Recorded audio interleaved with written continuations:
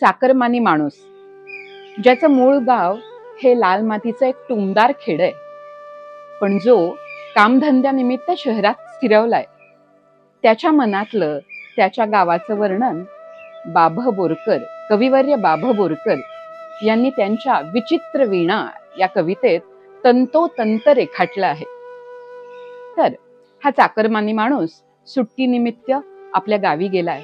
आणि आता तिथनं तो आपल्या शहरात पुन्हा परत येतोय. पण त्याच्या मनात त्याच्या गावातली ती रम्य संध्याकाळच आणि गावातली वेगवेगळी दृश्यच रुंजी घालतात. तो जणू म्हणतोय, निळ्या जळावर कमान काळी, कुठे दुधावर आली शेते, थंडाव्याची कारंजीशी, कुठे गर्द बांबूची बेटे, जिकडे तिकडे गवत बागडे, कुठे भिंतीच्या चढेकडेवर, ती म्हातारी थरथर कापे, सुखासवे होऊनी अनावर, ताऱ्यांमधला पतंग कोठे भुलून गेला गगनमंडला, फणा डोलवित झोंबू पाहे,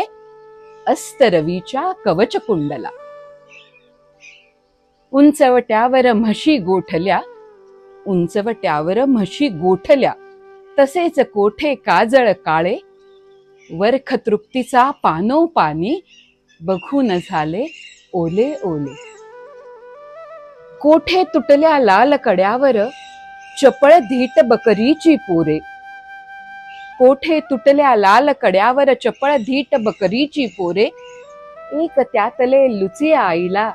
सटील कांती गोरे गोरे, फूल पाखरी फूल थव्यावर, कुठे सांडली कुंकुम टिंबे,